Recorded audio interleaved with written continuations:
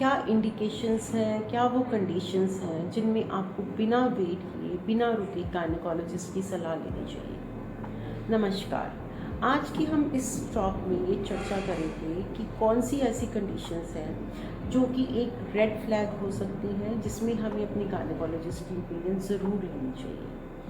सबसे पहले तो है माहवारी का 9 साल की उम्र से पहले आना। किसी भी अगर लड़की में जो मेंस्ट्रुअल पीरियड्स हैं अगर 9 साल की उम्र से पहले स्टार्ट हो जाते हैं उस केस में, या फिर 16 साल की उम्र तक मेंस्ट्रुअल पीरियड स्टार्ट नहीं होते, ये दोनों ही थोड़ी अलार्मिंग सिचुएशंस हैं। इसमें हमें अपने गायनेकोलॉजिस्ट की सलाह ज़रूर लेनी चाहिए। फिर है कि जब एक बार माहवारी स्टार्ट हो जाती है, यूजुअली जो नॉर्मल पीरियड्स हैं वो 28 टू 30 डेज़ के साइकिल में आते हैं, बट अगर किसी कारणवश आपके पीरियड्स रेगुलर नहीं आ रहे या फिर उनका गैप सही नहीं है, अगर उनका गैप 21 दिन से कम है या 35 दिन से ज़्यादा है, तो आपको ज़रूर अपने गायनेकोलॉजिस्ट से कोई हार्मोनल इशू देखने के लिए, या कोई भी आप ऐसी प्रॉब्लम से जूझ रहे हैं कि पीरियड्स रेगुलर नहीं आ रहे हैं, तो अपने गायनेकोलॉजिस्ट की सलाह अवश्य लेनी चाहिए।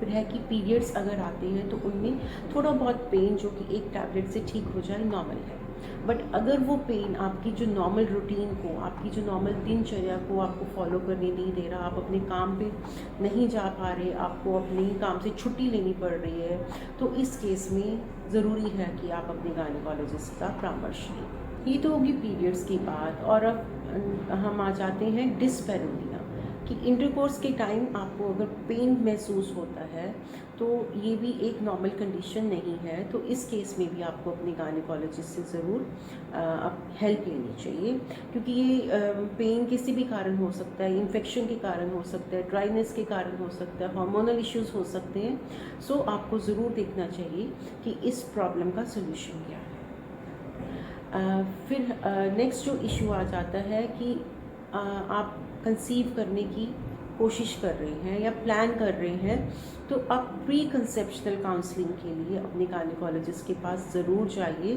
क्योंकि जब आप ऐसी काउंसलिंग लेते हैं तो हम ये एश्योर कर सकते हैं कि आपका जो बॉडी है वो एक ऑप्टिमम स्टेट में है कंसीव करने की।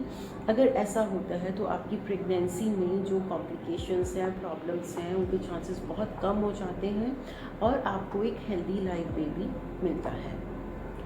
फिर है कि आप प्रेगनेंसी के लिए कोशिश कर रहे हैं बट आपको कंसीव नहीं हो पा रहा, जिसको हम इनफर्टिलिटी की प्रॉब्लम बोलते हैं। अगर आपकी उम्र 30 साल से कम है और आप 1 साल से कोशिश कर रहे हैं बच्चा होने के लिए बट आपको प्रेगनेंसी नहीं हो रही है, या फिर आपकी उम्र 30 साल से ज़्यादा है और आप पिछले 6 महीनों से कोशिश कर रहे हैं कि आपको बच्चा हो जाए बट आपको कंसीव नहीं हो रहा है, तो इस केस में आपको अपने गायनेकोलॉजिस्ट की हेल्प लेने की ज़रूरत है। तो नेक्स्ट प्रॉब्लम है वो है एबनॉर्मल विजाइनल डिस्चार्ज। ये किसी भी एज ग्रुप में हो सकता है। वैसे तो जो फीमेल की योनि से थोड़ा बहुत डिस्चार्ज नॉर्मल है बिफोर पीरियड्स, आफ्टर पीरियड्स और ड्यूरिंग ओव्यूलेशन, बट अगर ये डिस्चार्ज आपको प्रॉब्लम क्रिएट करता है, आपको अनकंफर्टेबल करता है, कैसे, जैसे कि आपको हर टाइम गीलापन महसूस होना, या फिर आपको बहुत ज़्यादा खारिश अपने प्राइवेट पार्ट्स पे महसूस हो रही है, या फिर जो डिस्चार्ज है वो फाउल स्मेलिंग है, उसका कलर येलो, रेड या फिर जैसे फटे दही जैसा हो, तो इस केस में आपको ज़रूर अपने गायनेकोलॉजिस्ट से मिलना चाहिए। Then next problem is abnormal bleeding.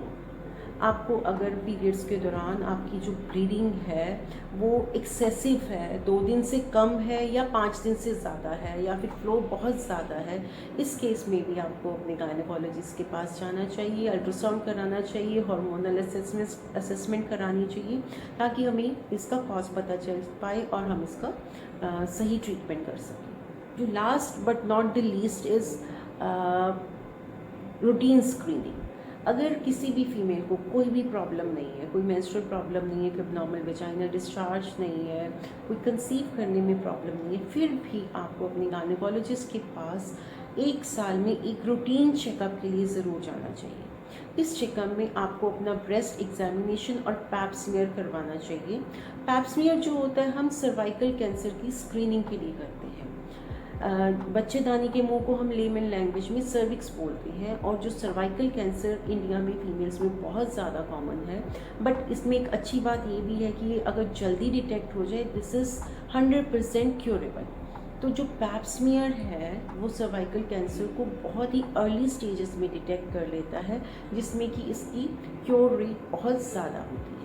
Secondly, एक जो ब्रेस्ट एग्जामिनेशन है, जो रूटीन एग्जामिनेशन से कोई लंप वगैरह फील होता है तो हम उसका फर्दर इवैल्यूएशन करवा सकते हैं। तो हम ब्रेस्ट कैंसर की स्क्रीनिंग भी हम रूटीन जो गायनिकोलॉजिकल चेकअप भी करते हैं। और इस स्क्रीनिंग में अगर आप कोई प्रॉब्लम गायनिकोलॉजिस्ट को लगती है तो आपकी फर्दर टेस्टिंग से अल्ट्रासाउंड, ब्लड टेस्ट वगैरह करके हम उसको इवैल्यूएट करके कोई भी प्रॉब्लम है बहुत ही अर्ली स्टेज पे डिटेक्ट हो जाती है और उसका ट्रीटमेंट बड़ा सुलभ हो जाता है। Thank you.